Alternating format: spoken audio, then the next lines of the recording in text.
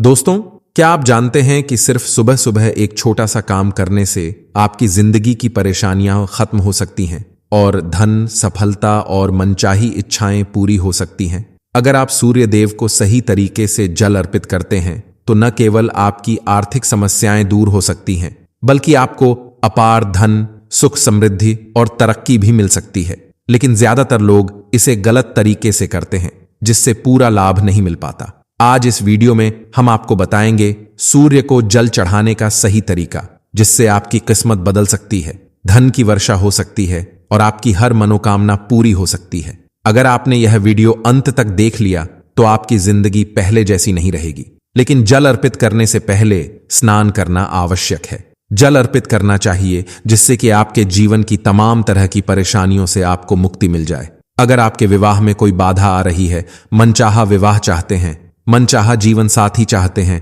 कर्ज में घिरे हुए हो, धन का अभाव है, व्यापार आपका नहीं चल रहा है या फिर आपकी संतान प्राप्ति में बाधा है, किसी भी प्रकार की आपकी कोई समस्या है, अगर आप सूर्य देव को जल अर्पित करते समय कुछ विशेष बातों का ध्यान रखें तो बहुत ही शीघ्र आपकी समस्या से आपको छुटकारा मिलता है। सूर्य देव को जल अर्पित करने से सरकारी नौकरी में आ रही बाधाएं दूर होती हैं। हमारा सूर्य मजबूत होता है तो हमारे को समाज में मान प्रतिष्ठा की प्राप्ति होती है, सम्मान की प्राप्ति होती है, आत्मविश्वास बढ़ता है, मन मजबूत होता है, जिससे कि हम जीवन के हर क्षेत्र में सफलता प्राप्त करते हैं। किसी भी प्रकार का डर हमारे मन में नहीं रहता है।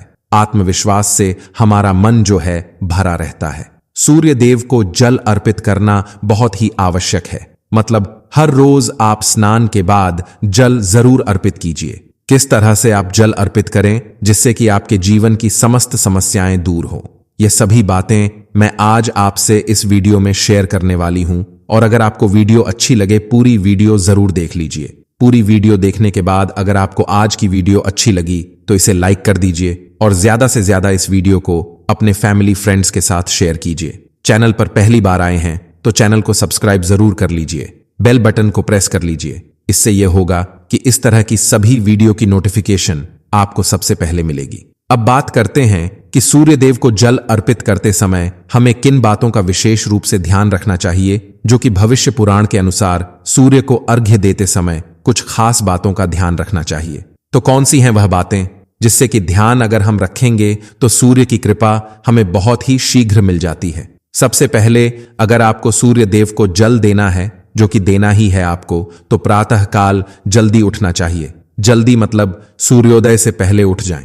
सूर्य के निकलने से पहले हमें उठ जाना चाहिए और सूर्य के निकलने के बाद अगर हम उठते हैं, सूर्योदय के बाद अगर हम उठते हैं तो हमारा सूर्य वैसे भी खराब हो जाता है और आपको अशुभ फल देने लग जाता है। तो इसलिए सूर्योदय से पहले उठें और उठकर स्नान इत्यादि कर लें। उसके बाद आपको सूर्य देव को जल देना है। साफ स्वच्छ वस्त्र धारण करके सूर्य देव जहां से भी आपको दिखाई दे, अपने घर में, छत से, बालकनी से आपको जल देना चाहिए। अच्छा, अगर सूर्य देव ना दिखाई दे, आप किसी ऐसी जगह रहते हैं जहां से सूर्य नहीं दिखाई देते हैं, तो ऐसे में आप अपने घर में जिस भी कमरे में हैं, अगर आप कमरे में भी हैं, वहां पर भी सूर्य देव को स्मरण करते हुए किसी भी पात्र में जल दे सकते हैं। ये नहीं है कि सूर्य देव दिखाई नहीं दे रहे हैं तो आप जल नहीं दे सकते हैं। आप बिल्कुल अपने कमरे में बैठकर ही सूर्य देव की आराधना करें, उनको स्मरण करें, उनके मंत्र का जाप करें, आदित्य हृदय स्तोत्र का पाठ करें और सूर्य देव को जल भी आप अपने कमरे में ही किसी भी पात्र में दे सकते हैं। और उसके बाद उस पात्र का जल उठाकर आप किसी गमले में डाल दीजिए। तुलसी के गमले में नहीं डालना है, इस बात का आपको ध्यान रखना है। और उसके बाद आपको स्नान, अगर आपको सूर्य देव दिखाई दे रहे हैं घर से, तब तो अत्यंत श्रेष्ठ है। आप अपनी छत पर या बालकनी से सूर्य देव को देखते हुए जल अर्पित करें। तो इसके लिए आपको चाहिए तांबे का एक पात्र। तांबे के लोटे से सूर्य देव को जल अर्पित करना चाहिए और आप उसमें शुद्ध जल भरें। उसके बाद ही आपको सूर्य देव को जल देना है। साफ स्वच्छ जल भरकर और दोनों हाथों से आपको पात्र पकड़ना है। दोनों हाथों से पात्र पकड़े तो इस बात का ध्यान रखें कि आपके अंगूठे का स्पर्श उस पात्र से नहीं होना चाहिए और तभी भगवान सूर्य देव को जल अर्पित करें। सूर्य को जब जल दे रहे हैं तब आपको यह भी ध्यान रखना है कि जब वह धार गिरती है जल की तो वह आपके पैरों पर उसके छींटे न पड़ें।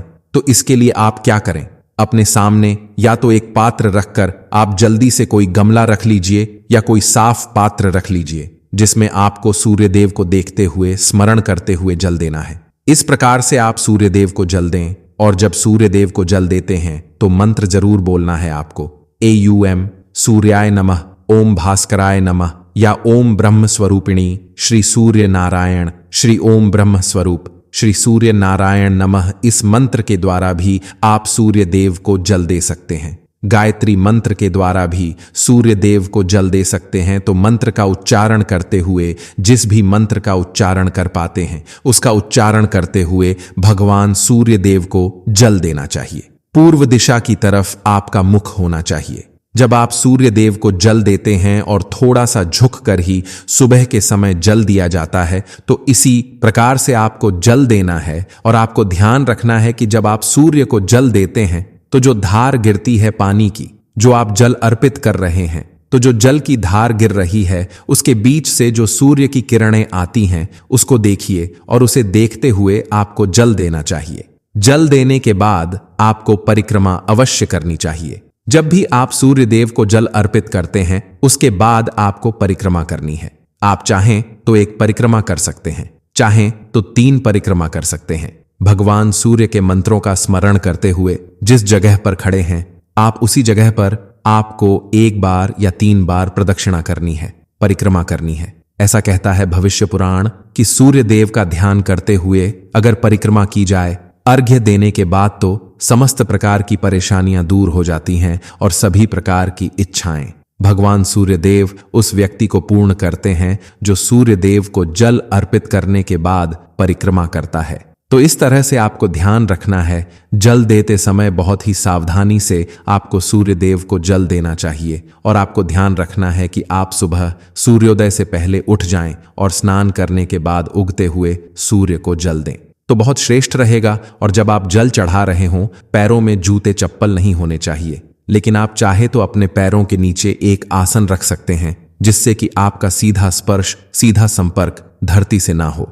अगर आप रखना चाहे तो रख सकते हैं, वैसे अगर न भी रखें तो ऐसी कोई बात नहीं है, लेकिन अगर आपके पैरों के नीचे आसन होगा तो ज्यादा अच्छा होगा। लेकिन आप नंगे पैर रहें, चप्पल या जूते नहीं पहनना है, चप्पल जूते पहनकर जल नहीं देना है। जल चढ़ाते वक्त आपको ध्यान रखना है कि वह पानी जो आ रहा है उसका स्पर्श आपके पैरों में ना हो। और जब आप जल चढ़ा लेते हैं तो उस जल का स्पर्श, मतलब जो जल आपने चढ़ाया है नीचे धरती पर है, वहां से आपको अपनी 2 उंगलियों से जल लेना है और अपने मस्तक पर, अपनी हृदय पर लगाना है। इस तरह से आपको सूर्य देव को जल अर्पित करना है। अब बात करते हैं कि अगर आप धन प्राप्ति की कामना रखते हैं तो किस प्रकार से सूर्य देव को जल अर्पित करना चाहिए। देखिए, अगर आपकी धन प्राप्ति की कामना है, कर्ज से मुक्ति चाहते हैं, व्यापार में आपकी तरक्की नहीं हो रही है, लगातार आपको घाटा होता ही जा रहा है, मतलब आप बहुत अधिक आर्थिक तंगी से परेशान हैं, तो आपको चाहिए कि आप एक तांबे का पात्र लें,